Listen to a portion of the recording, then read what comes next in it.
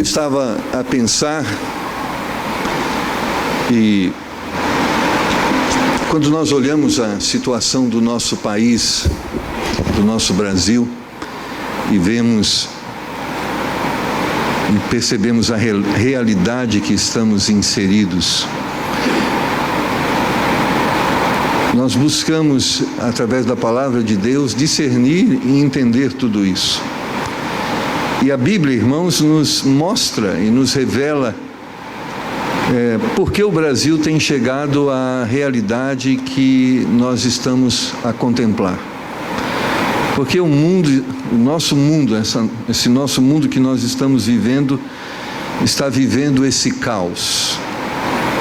Então, nessa noite, eu gostaria que nós pensássemos um pouco sobre isso. E, sobretudo, pensarmos sobre isso, porque não só o ímpio está sendo vítima dessa realidade, mas também muitos cristãos estão inseridos nessa realidade.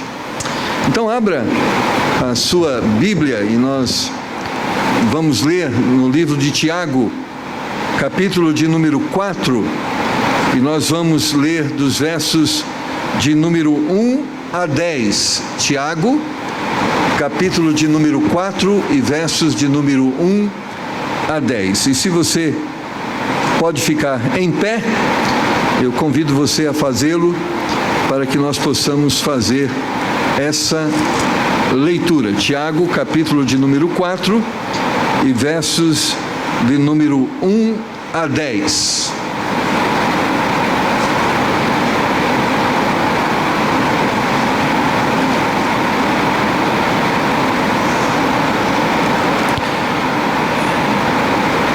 De onde vêm as guerras e pelejas entre vós? Porventura não vem disto a saber dos vossos deleites, que nos vossos membros guerreiam? Cobiçais e nada tendes, matais e sois invejosos e nada podeis alcançar. Combateis e guerreais e nada tendes, porque não pedis.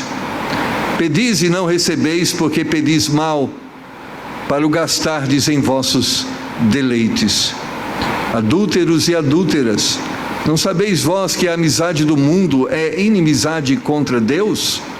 Portanto, qualquer que quiser ser amigo do mundo, constitui-se inimigo de Deus. Ou cuidai vós que em vão diz a Escritura, o Espírito que em nós habita tem ciúmes? Antes, ele dá maior graça, portanto diz, Deus resiste aos soberbos, mas dá graça aos humildes. Sujeitai-vos, pois, a Deus, resisti ao diabo, e ele fugirá de vós. Chegai-vos a Deus, e ele se chegará a vós. Alimpai as mãos, pecadores, e vós, de duplo ânimo, purificai os corações. Senti as vossas misérias, e lamentai, e chorai, e converta-se o vosso riso em pranto, e o vosso gozo em tristeza. Humilhai-vos, pois, perante o Senhor, e Ele vos exaltará. Vamos orar. Pai eterno, eu creio que o Senhor pode e quer nos abençoar nesta noite, nos mostrando e revelando a Tua vontade e o Teu querer para as nossas vidas. Vivemos em um momento de grande conflito, de muita incerteza, mas cremos que existe um caminho reto e certo, um caminho abençoado em que o Senhor preparou para que andemos nele.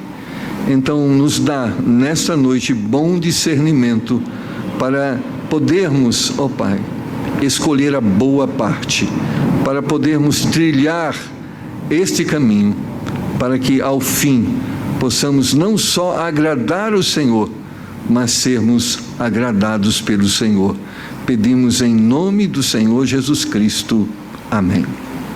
Podeis assentar, irmãos.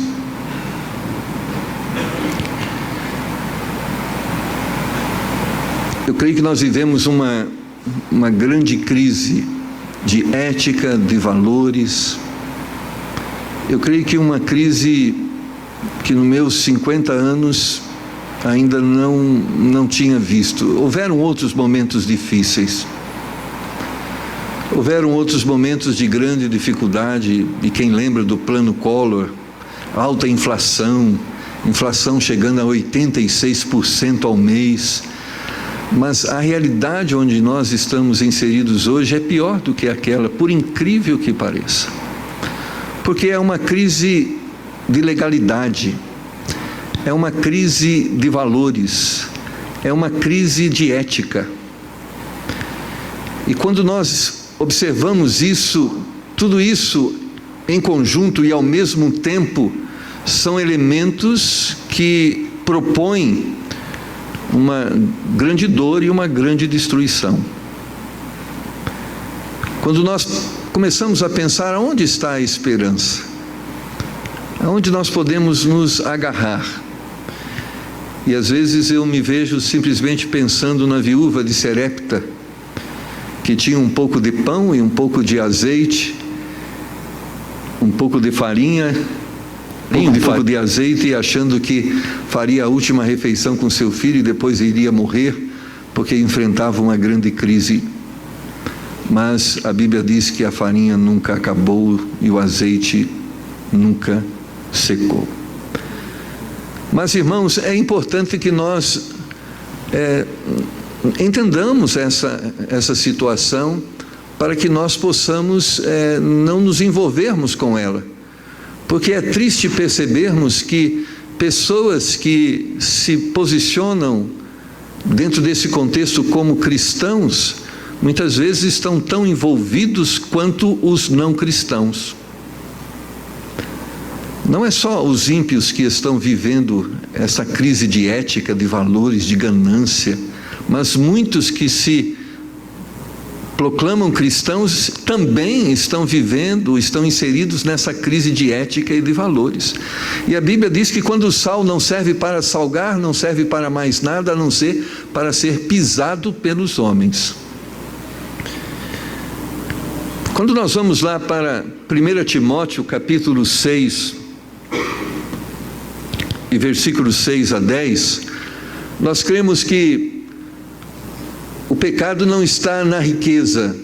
Por outro lado, nós, quando lemos a palavra de Deus, nós podemos perceber que muitos homens de Deus foram, pela graça de Deus, ricos, foram enriquecidos por Deus. Então, o problema certamente não é a riqueza. O problema não é ter uma vida abundante, porque eu creio que Deus tem poder para nos dar uma vida abundante. Mas o problema está que coração nós nos envolvemos com a riqueza e de que forma nós buscamos a riqueza.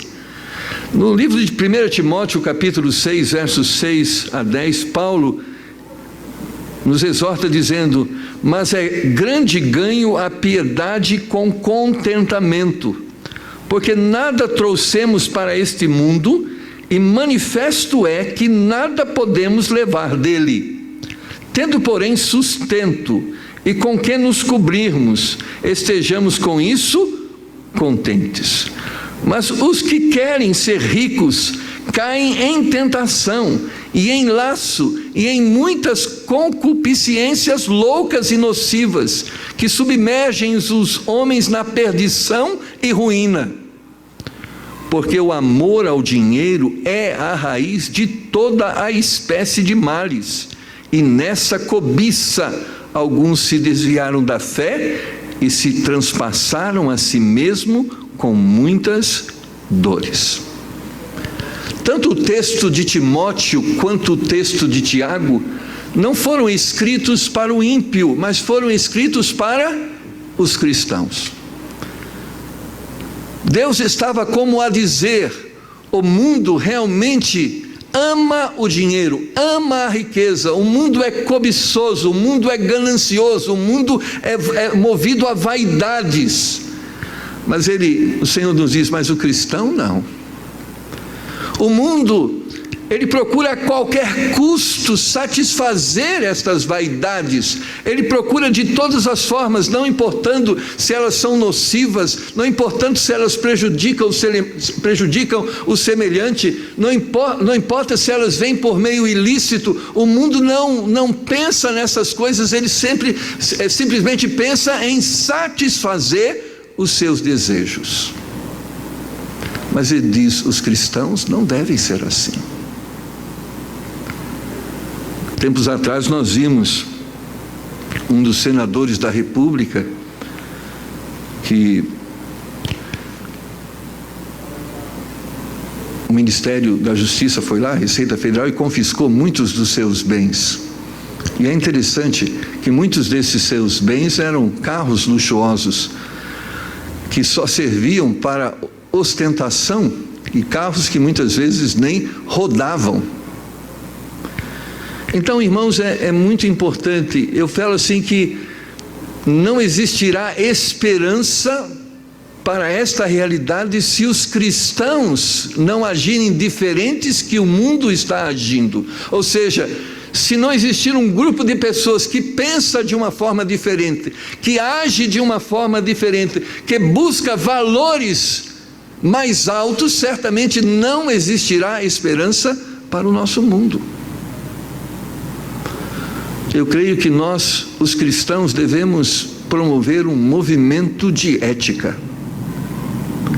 Nós temos que desenvolver um movimento em que os valores e os bons valores possam ser resgatados.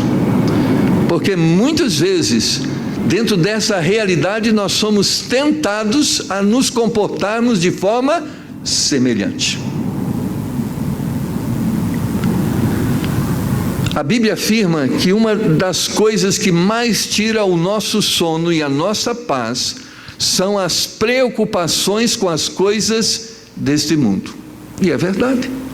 Se nós fôssemos fazer aqui uma estatística, quantas pessoas têm deixado de dormir porque estão preocupadas com o pecado que tem sido praticado de uma forma sistemática, e de várias formas tem essa pessoa tentado se libertar desse pecado e não tem conseguido, e por isso esta pessoa não tem conseguido dormir, está aflita e muitas vezes desesperada.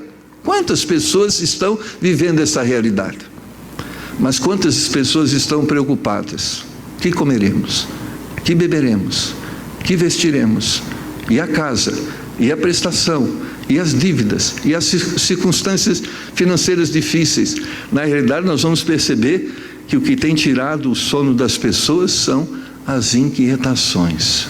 E não só estas preocupações, mas a cobiça, o desejo de ter mais, de trocar aquilo que tem por aquilo que o outro tem. Irmãos, o que tem destruído o mundo nada mais é do que são estas coisas, a cobiça e o desejo desenfreado em se obter mais e mais. Quando nós vemos as notícias do jornal e quantos milhões de reais ou de dólares que estão depositados em bancos no exterior, a pergunta, quando eu olho essas cifras, eu pergunto, esta pessoa nem tem capacidade de gastar tudo aquilo que ele tem acumulado. Eles não precisam disso, mas eles querem isso. Isso não lhes faz falta, mas eles querem mais. Quando nós percebemos também a nossa volta, não está lá só em Brasília, nós vemos a correria da vida, e as pessoas buscando mais e mais e mais, e nunca se contentando com aquilo que tem. É interessante que Timóteo diz no verso 6, mas é grande ganho a piedade com o contentamento. Percebeu que a gente nunca, muitas vezes, eu não quero colocar na gente, eu não quero incluir você nisso, se realmente você não está inserido nisso. Mas como muitas vezes a gente não tem contentamento com aquilo que nós temos.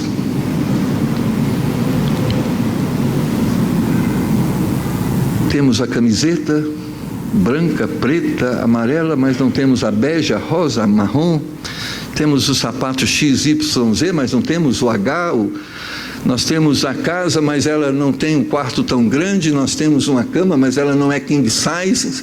Nós temos uma toalha, mas ela não é grande o suficiente. Nós sempre estamos olhando para aquilo que temos e muitas vezes com descontentamento. E sabe o que isso faz?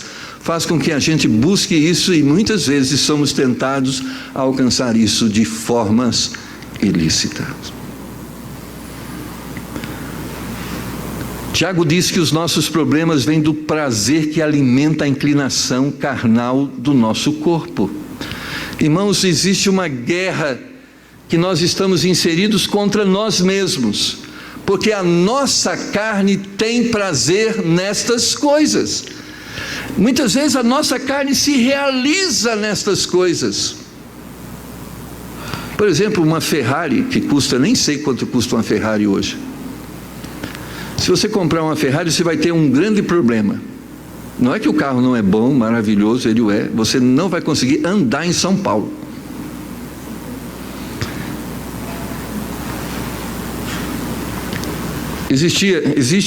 Estava conversando com uma pessoa que estava importando um carro luxuoso, e ela dizia que estava tendo dificuldade porque a fila estava sendo muito grande e a espera era longa.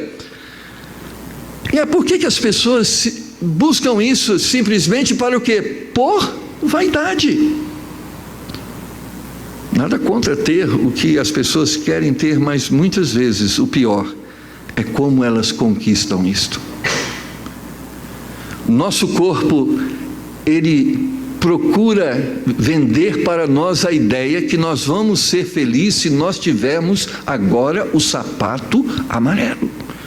Nós nunca vamos ser felizes se nós não tivermos ele. E aquela luta, fazemos o sacrifício, prestação em 10 vezes sem acréscimo, vamos lá e compramos, e depois que temos o amarelo, o nosso corpo diz: mas você não tem o vermelho. E aí fica aquele desespero: eu tenho amarelo, mas eu não tenho vermelho, eu preciso do vermelho. E você vai encontrar um vendedor que vai dizer para você que você não vai conseguir viver se você não tiver o vermelho, e você, com muito sacrifício, acrescenta mais uma prestação e você compra o vermelho. E depois você descobre que alguém comprou o azul marinho, e azul marinho era a cor que você não tinha, e você percebe que isso parece que nunca acaba. Parece porque o nosso corpo procura dizer para nós que nisso está a nossa alegria. Nossa alegria está na marca, a nossa alegria está em ter mais um, a nossa alegria está no tipo do carro, a nossa alegria está no tamanho da casa, a nossa alegria está no tamanho da conta. E certamente você vai buscar isso e nunca vai se satisfazer. Por quê? Porque é uma mentira, não é uma verdade. A nossa alegria nunca vai estar nestas coisas. Eu conheço muitas pessoas que são ricas e abastardas, e elas não estão contentes. Porque a nossa alegria, realmente a verdadeira alegria, está na presença do Senhor em nossas vidas, em nossos corações, porque a Bíblia revela e afirma que somente Cristo satisfaz aquilo que anseia a nossa alma. E tudo isso são enganos que muitas vezes Satanás procura nos convencer a fim de nos afastar do verdadeiro sentido e da verdadeira alegria que o Senhor nos oferece. O verso 2 diz: cobiçais, Tiago 4, e nada tendes, matais e sois invejosos, e nada podeis alcançar, combateis e guerreais, e nada tendes, porque não pedis. Ele está dizendo, talvez você fale assim: mas pastor, essas pessoas têm o quê? Tinha, não tem mais. Tem o quê? Tem, mas não pode falar que tem. Na realidade, elas realmente não têm. Mas o que é triste é como as pessoas tentam alcançar isso que elas entendem que é o necessário para a sua vida. Elas cobiçam, elas matam, elas são invejosas, elas combatem, elas guerreiam, elas querem a qualquer custo alcançar e alimentar as vaidades dos seus corações. Mas sabe o que é triste? Elas nunca conseguem se satisfazer e elas nunca conseguem ter o que as satisfaz. Tiago diz que quando tentamos alimentar nossos desejos e nos voltamos unicamente para os prazeres terrenos, nos esquecendo de Deus e consequentemente perdemos tudo, não só os bens terrenos, mas as bênçãos espirituais. Talvez as pessoas tenham uma conta bancária muito alta, mas elas não têm paz. Talvez elas tenham carros que você nunca vai ser capaz de ter, mas elas não conseguem dormir tranquilas. Porque a verdadeira alegria, diz Tiago, o verdadeiro contentamento vem porque não pedis, e pedir significa que o que você precisa não vem do mundo, vem de Deus. Mas as pessoas estão como que pedindo: Deus, me dá mais um carro, Deus, me dá mais isso, Deus, me dá mais aquilo, ao invés de pedir: Deus, o que eu realmente preciso é do Senhor, como diz o Salmo de número 23, o Senhor é meu pastor e nada me faltará. Ele não está dizendo que não vai faltar um dinheiro que você quer, não vai faltar um bem que você deseja, ele está dizendo que o Senhor é suficiente, e se nós temos Deus em nossa vida, nós temos tudo que nós precisamos, porque todas as outras coisas vêm por meio dele ou através dele. Deus pode nos dar o que o mundo não pode nos oferecer.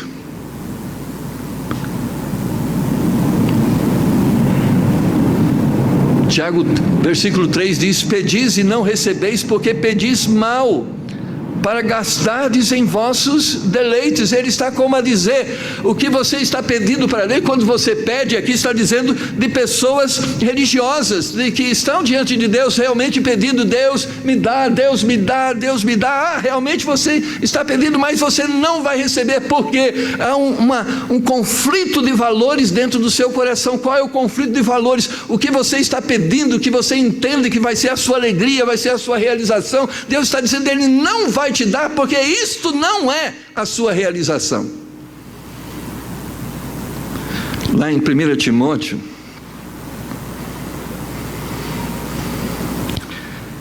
verso 8 diz uma coisa, estava no nosso boletim da semana passada: tendo porém sustento e com que nos cobrimos, estejamos com isso contentes.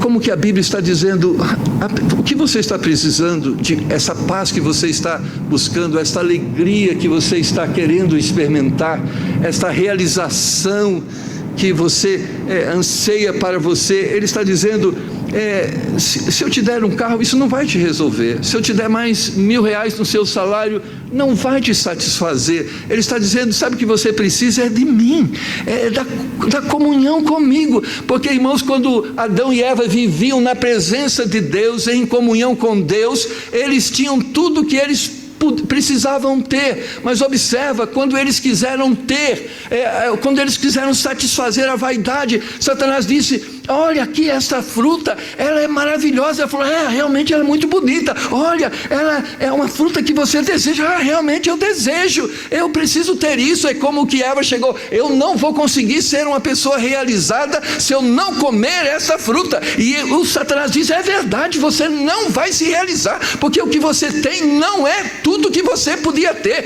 Você só conhece o bem, mas você não conhece o mal. Então experimenta o mal e você vai perceber que você vai descobrir algo que você nunca experimentou. Irmãos, a pergunta é: Adão e Eva tiveram mais do que eles tinham antes? Eles tiveram algo melhor do que aquilo que Deus já havia lhes oferecido? Não. É isso que Tiago está dizendo. Você pede e não vai receber. Sabe por quê? Porque o que você quer é aquilo que Eva queria. É ter mais do que Deus estava oferecendo. É usufruir de mais do que Deus estava te dando. Você não estava contente com o que Deus estava te dando e você quer mais. Deus falou: eu não vou te dar, porque isso não vai resolver o seu problema. O problema é, se nós ganharmos 10 mil reais, você já experimentou observar isso? Eu conheço pessoas com um salário mínimo que estão vivendo bem, e conheço pessoas com 10 mil reais que estão vivendo mal. Qual é a pergunta? Onde está a resposta para isso? Houve um plano aí de redistribuição de renda, e eu creio que nós não devemos ser pessoas omissas, nem indiferentes à fome e à miséria. Eu lembro que no tempo do meu pai, há pelo menos uns 30 anos atrás, você lembra, né, irmão Vanderlei, o Fundo do Desenvolvimento do Nordeste, e até hoje o Nordeste precisa ser desenvolvido, mas já se contribuía há 30 anos atrás para isso. E isso mais enriqueceu os bolsos de algum do que resolveu a fome daqueles que estavam oprimidos. E é verdade. Nós devemos ser indiferentes a isso. Mas a grande questão é, irmãos, por que as pessoas querem isso? E muitas vezes muitos estão trocando a dignidade por isso. Muitos estão trocando a honra por isso. E é triste ouvirmos que as pessoas dizer que todo mundo tem um preço. Qual é o nosso preço? O preço da nossa honra. Pastor, se nós formos comprar, por exemplo, um programa oficial da Microsoft, que é vai custar aí um programa do Office completo, uns 1.000 e poucos reais, mas o cara lá vende por 10 reais. Entre comprar um de 10 e um de 1.000, cerca de 1.000, qual comprar? O problema não é um que custa 10 e outro que custa 1.000, é o preço da sua dignidade, da sua honra. O problema, irmãos, não está em quem vende os CDs piratas. Sabe onde está o problema? Quem compra. Porque se não houvesse quem comprasse, não haveria quem vendesse. O problema não está nas pessoas roubando o carro para desmanche. O problema está nas pessoas que compram as peças dos carros roubados nos desmanche. Mas por que as pessoas compram as peças de carro roubado nos desmanche? Porque da Volkswagen, ou da Chevrolet, ou da Ford, ou da Fiat, custa 3, 4 vezes mais, e lá é 3, 4 vezes menos. Quanto custa a sua dignidade? Quanto custa a sua ética? Sabe por que o mundo, e nós estamos inseridos nesse universo que está nos trazendo grande dor? Porque as pessoas têm vendido a sua dignidade. Sabe por que pessoas corruptas e más estão no poder? Porque pessoas têm vendido a sua dignidade, e muitas têm vendido por um prato de lentilha. E o que é triste é que muitos cristãos estão vivendo e agindo da mesma forma. Mesmo quando desenvolvemos uma religiosidade, temos como consequência uma vida de frustração, pois o nosso coração ainda está ligado e unicamente ligado a este mundo. E Tiago capítulo 6 está como a nos dizer: porque nada trouxemos para este mundo, e manifesto é que nada podemos levar dele. Nós queremos acumular tanto e ao final não vamos levar nada. Absolutamente nada.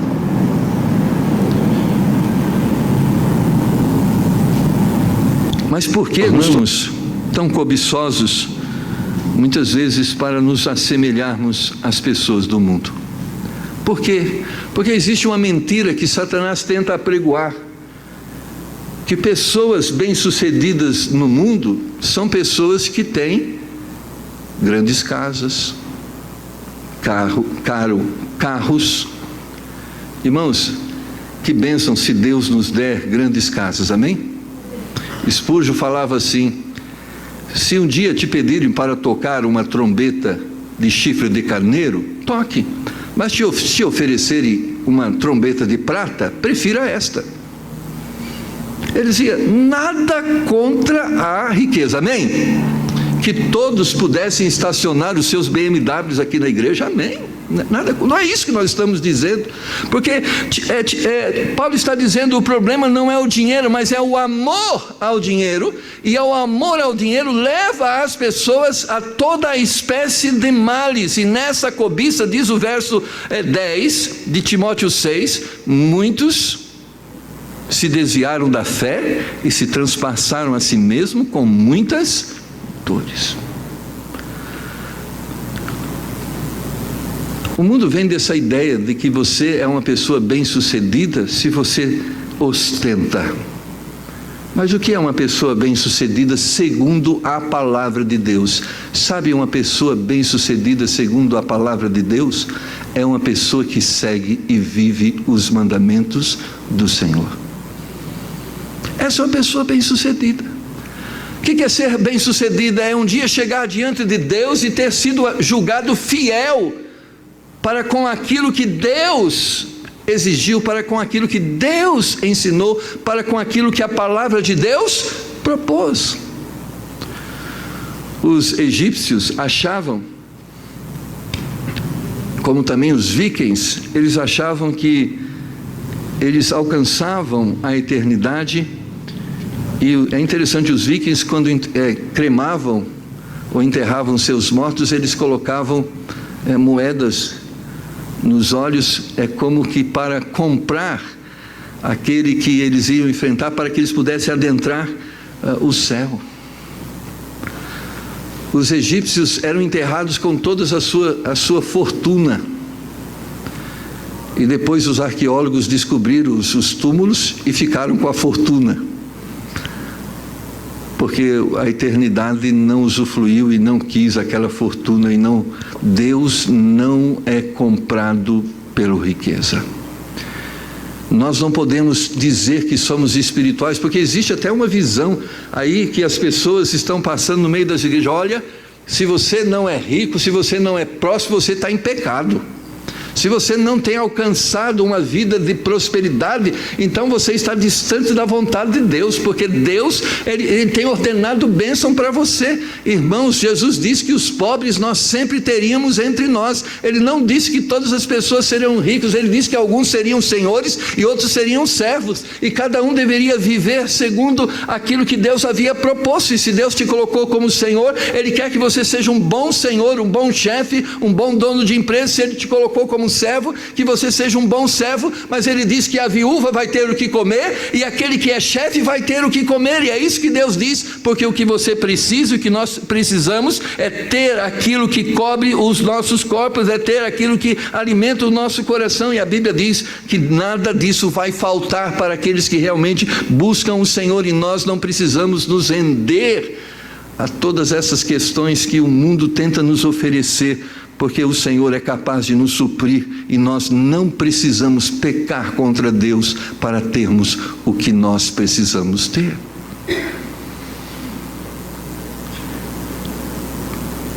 O verso 4 de Tiago 4 diz: adúlteros e adúlteras, não sabeis vós que a amizade do mundo é inimizade contra Deus? Portanto, qualquer que quiser ser amigo do mundo, constitui-se inimigo de Deus. E amizade aqui no mundo significa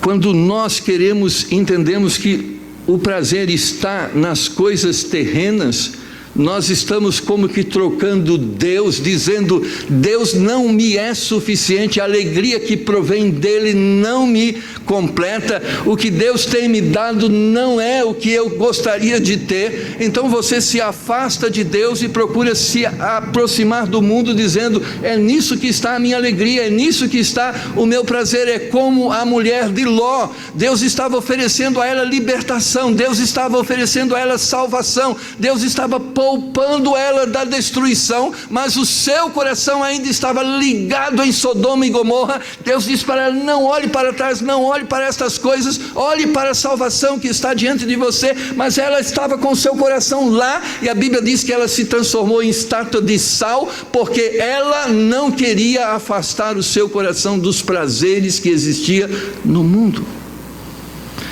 Amados irmãos, esta ostentação que o mundo apregoa nunca vai satisfazer a sua vida, e por causa dela muitos estão deixando Deus.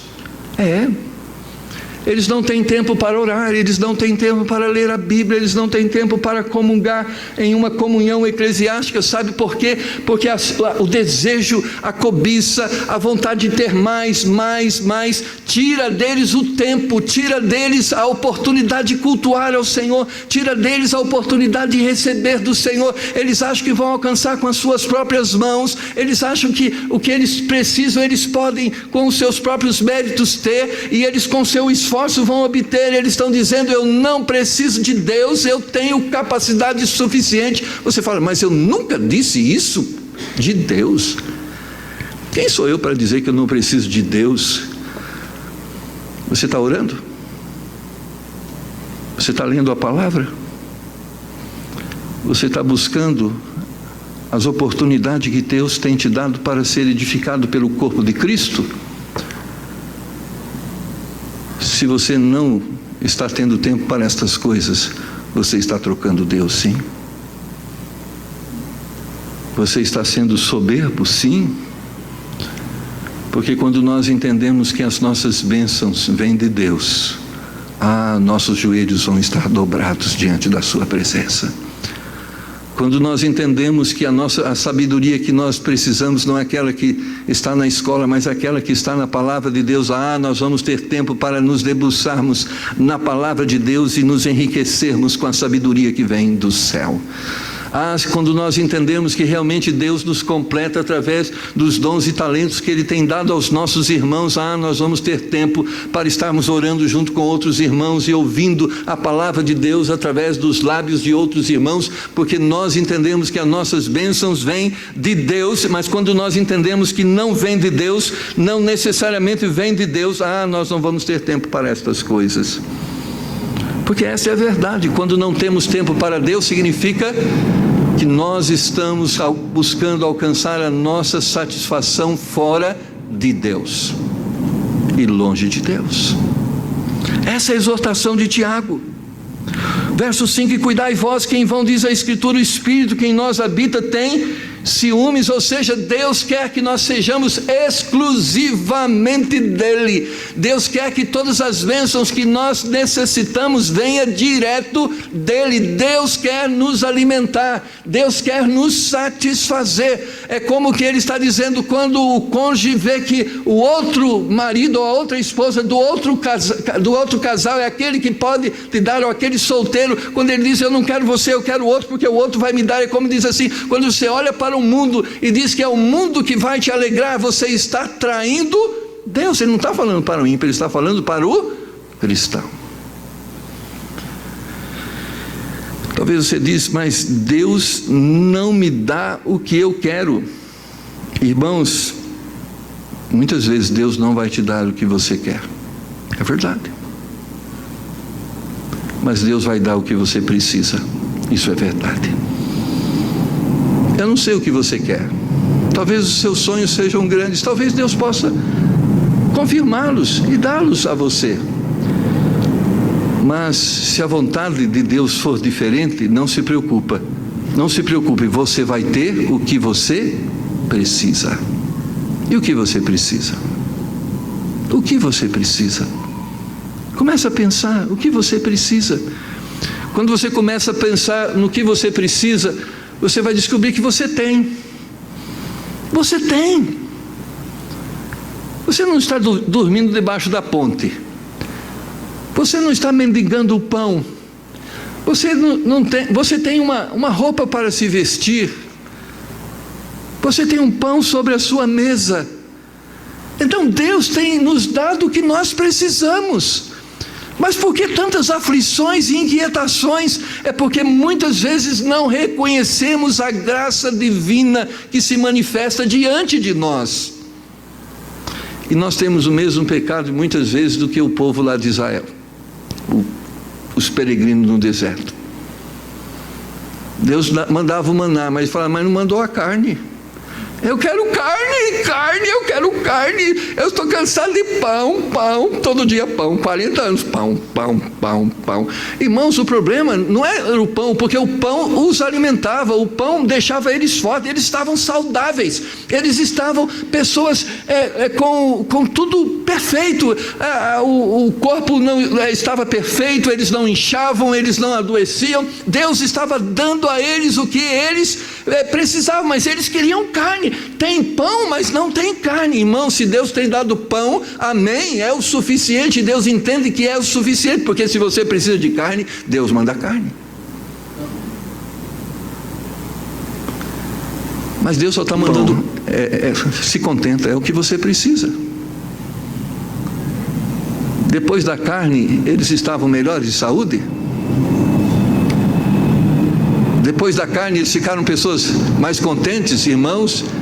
A Bíblia diz que eles comiam a carne, Deus mandou uma praga de codornize, que eles começaram a comer antes mesmo de cozinhar, de assar, e diz que a carne que eles comiam já saía pelas narinas, e o que aconteceu é que muitos deles morreram. Eles estavam saudáveis, não inchavam, não adoeciam, nem a sandália gastava, nem a roupa, mas eles queriam o que não precisavam. E sabe por que pessoas estão com o nome no SPC? Sabe por que pessoas estão dormindo preocupadas com as prestações que precisam pagar? Muitas dessas pessoas estão assim porque elas querem carne, como estão a reclamar, Deus só está me dando pão e eu quero carne.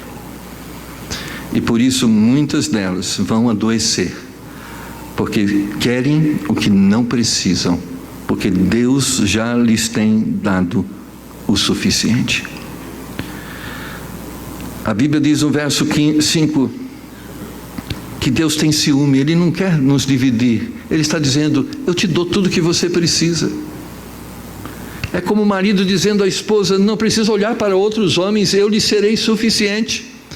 É como a esposa dizendo ao marido, não olhe para outra mulher, eu serei suficiente a você. Deus como está dizendo, mas quando você procura, é como a mulher procurando em outro homem algo que o seu marido não está dando, é como que alguém procurando no mundo aquilo que ele entende que Deus não está dando, e Deus está dizendo, o que o mundo está te oferecendo não é o que você precisa, porque o que você precisa eu tenho te dado. Verso 6 diz, antes Ele dá maior graça, portanto diz, Deus resiste aos soberbos, mas dá graça aos humildes. Sabe, esse aqui é um jogo de palavras dizendo, Deus está pronto a abençoar aqueles que entendem que tudo que eles precisam vem de Deus. Eles não precisam acrescentar nada além de que Deus tem lhes dado. Deus vai dar a eles. Isso é humildade. O que é humildade? É dizer, não é a minha força, não é a minha vontade, não é o meu poder, não é a minha capacidade, mas eu quero receber de Deus, o que Deus me dá. É isso que eu quero, é o que Deus me oferece, é isso que eu quero. Isso é humildade, irmãos, é saber que é Deus, vem de Deus o que nós precisamos. Deus torna grande os humildes que se contentam com aquilo que Deus lhes tem dado. Deus lhes torna grande porque eles não são cobiçosos, eles não querem o que os outros têm, eles querem aquilo que Deus tem preparado para eles. Sabe o que é isso? É como se Deus te deu um Gol, bolinha, e o outro tem um Jeep. Amém.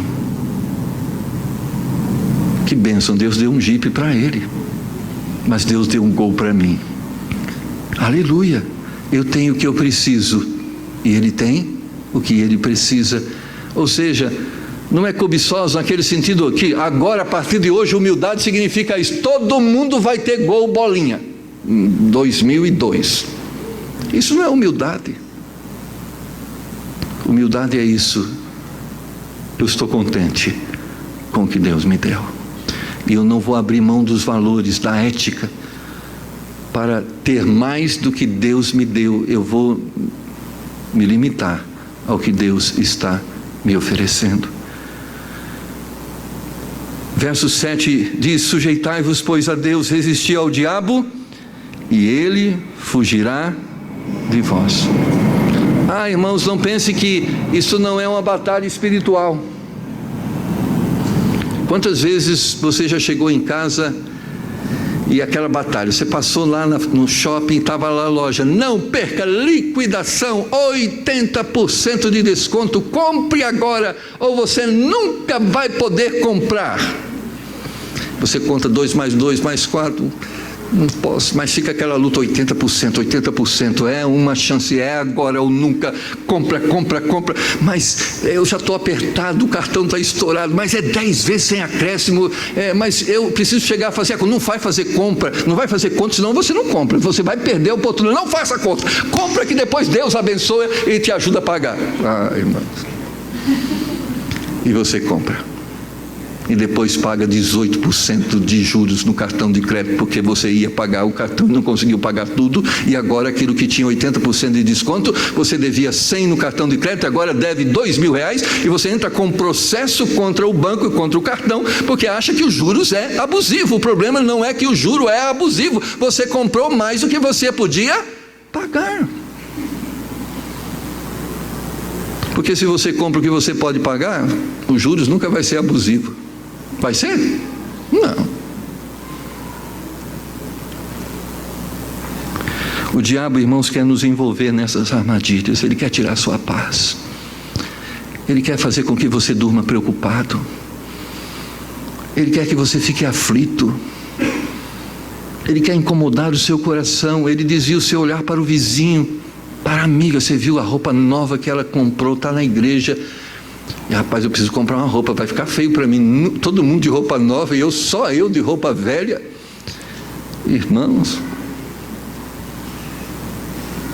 ainda bem que Jesus nasceu num berço de palha, porque ele podia concorrer com os reis, e ele tinha poder para isso, e nascer num castelo e um berço de ouro, como que a nos ensinar: o que era mais importante não é onde ele nasceu, mas quem ele era. Muitos nasceram em berços de ouro, mas não eram o que Jesus era. Muitos habitavam em palácios, mas não fizeram o que Jesus fez. Nós podemos realizar uma obra maior do que qualquer homem pode realizar. Nós podemos ser mais relevantes do que qualquer pessoa pode ser, se nós formos simplesmente o que Deus quer que sejamos. É simplesmente isso. Se Deus te quer como rei, amém, seja o rei. Se Deus quer você como servo, seja o servo, melhor servo. E se nós formos reis ou servos, não importa, nós seremos relevantes. Porque José, antes de ser o segundo do reino do Egito, ele foi o melhor escravo, ele foi o melhor servo. E hoje nós testemunhamos e falamos da grandeza de José, não só porque ele foi o segundo no reino do Egito, mas porque ele foi fiel quando foi escravo e quando foi preso injustamente. Não importa onde Deus nos leve e o que Deus nos ofereça. Certamente a cama de José na penitenciária não era nada confortável, mas ele foi grande, não importa a cama que ele dormia. Meus amados, Sujeitai-vos, pois, a Deus, e resisti o diabo. Deixa que Deus faça por você. Deixa que Deus realize os seus sonhos e resista o diabo o que ele quer te oferecer, porque o que ele quer te oferecer é destruição e miséria. Existe uma frase que eu aprendi e que Deus me dê graça para viver: quem quer ter o que não pode ter, acaba perdendo o que tem. É verdade. Às vezes a única coisa que você tem é o seu nome, mas quando você quer ter mais do que você pode ter, você perde até o nome que você tem. Verso 8 diz: chegai-vos a Deus e Ele chegará a vós, alimpai as mãos, pecadores, e vós de duplo ânimo, purificai os corações. É como Ele estivesse dizendo: tire o seu olhar do mundo, se liberte da cobiça, da inveja, se liberte da ganância, se arrependa, porque isto é pecado. Se contente, esteja contente com aquilo que Deus está a lhe oferecer. Ele diz no verso 9: senti as vossas misérias e lamentai, e chorai, e converta o vosso riso em pranto e o vosso gozo em tristeza. Ele está dizendo: sabe por que você está aflito? Sabe por que você está desesperado? Sabe por que você não está conseguindo dormir de noite? Sabe por que as coisas perderam sentido para você? Sabe por que o mundo deixou de ser engraçado para você? Simplesmente porque você tem se distanciado de Deus e não tem encontrado contentamento naquilo que Deus tem te oferecido. Ele diz: se lamente, porque o vosso sofrimento não é porque Deus tem te abandonado, o vosso sofrimento não é porque Deus tem te esquecido, o vosso sofrimento é porque você quer ter mais do que Deus quer que você tenha. É por isso que você está aí desesperado. É por isso que você não está conseguindo mais viver tranquilo. Eu tenho um filho, queria ter 2. Cuida do um que Deus te deu. Se eu pudesse ter mais dinheiro, eu ajudava todo mundo. Deus não está querendo que você ajude os outros com aquilo que você não tem. Simplesmente divida o que você tem em suas mãos. Se eu tivesse mais, eu ajudava mais. A gente muitas vezes é miserável, a gente acha que a gente será melhor se a gente tiver mais. A Bíblia diz que quando nós somos fiéis no pouco, Deus nos coloca no muito. Seja fiel com o pouco que Deus te deu, e você criará uma oportunidade de Deus te dar mais. Humilhai-vos perante o Senhor, e Ele vos exaltará. A grandeza que nós podemos ter não é a grandeza que Satanás nos oferece.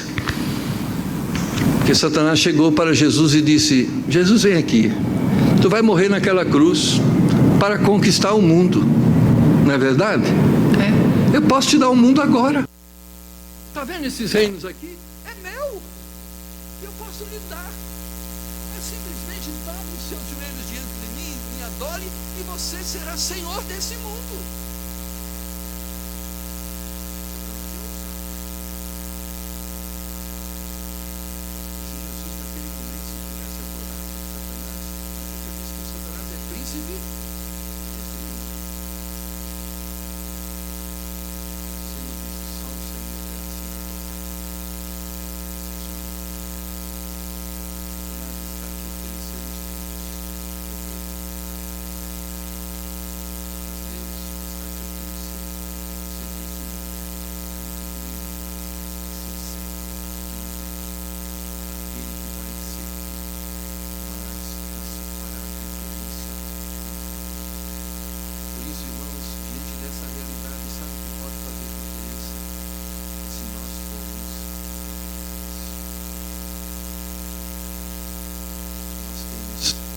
Que nos desagarrar destas coisas. Nós temos que crer que o que nós precisamos vem de Deus. E se você crer nesse momento de que tudo que você precisa vem de Deus, e você só quer o que Deus tem a te oferecer, eu quero afirmar para você nesta noite: você terá o suficiente. Não andeis inquietos por coisa. Deus será fiel, Deus cumprirá as suas promessas.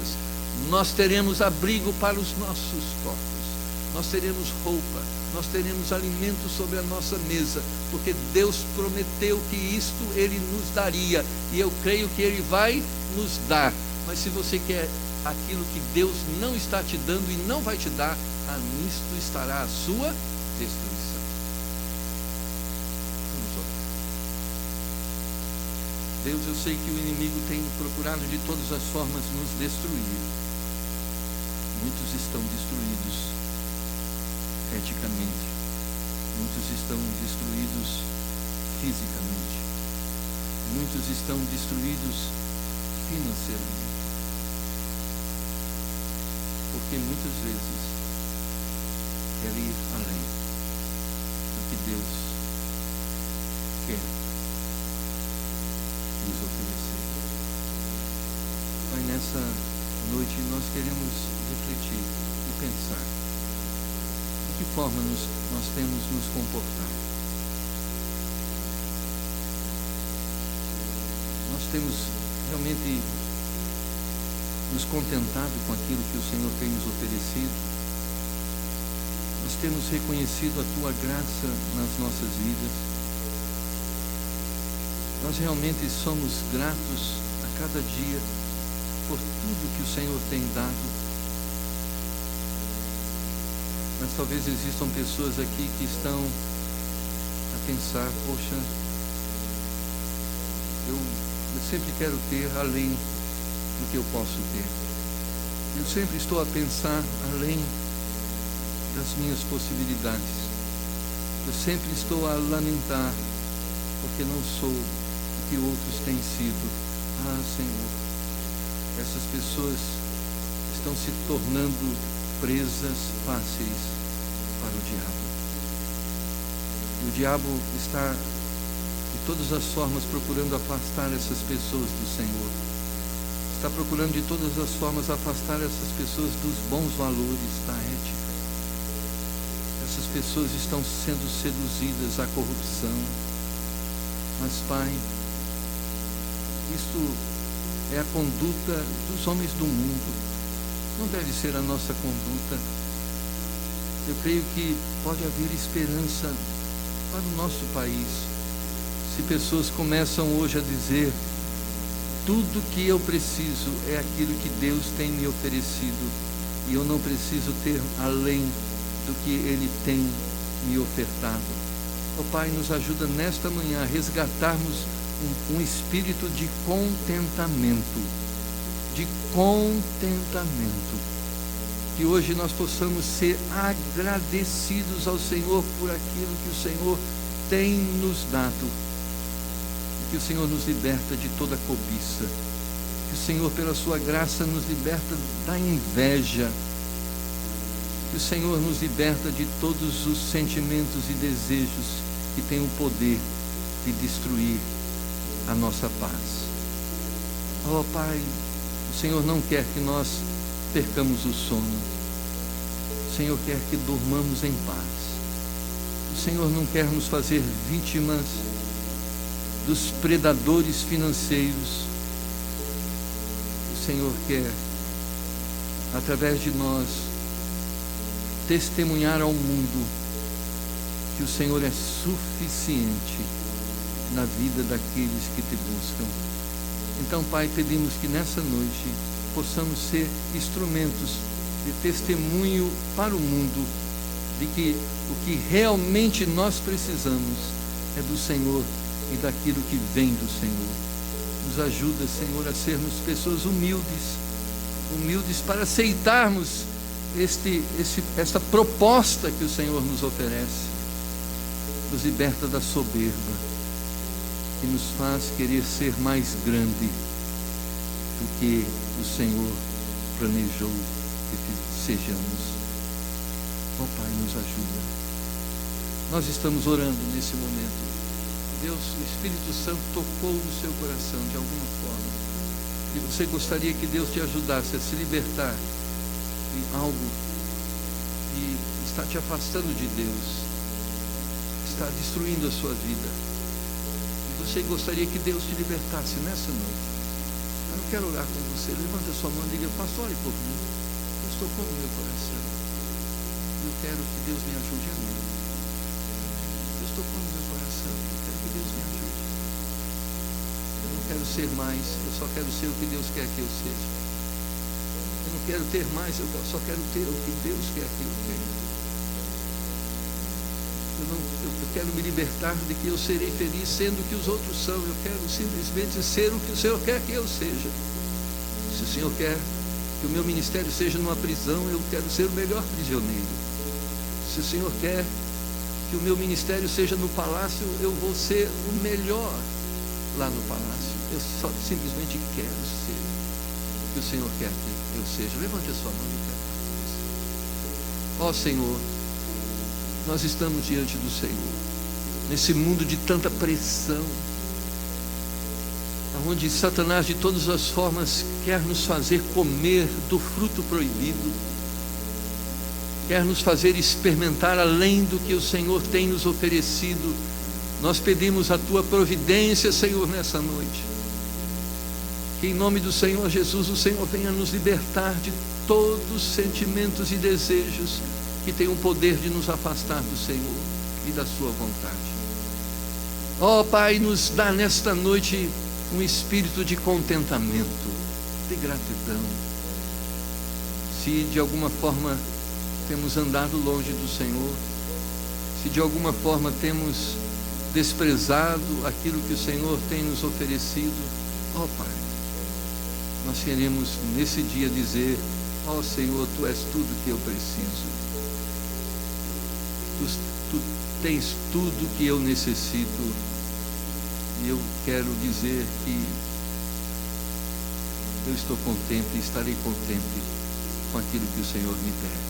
Não importa o que seja, eu sei que será o melhor para mim, porque o Senhor me conhece e sabe do que realmente eu preciso. Ó Pai, nos ensina nos dá esse espírito. Nos dá esse espírito de contentamento. Eu peço ao Senhor, em nome do Senhor Jesus.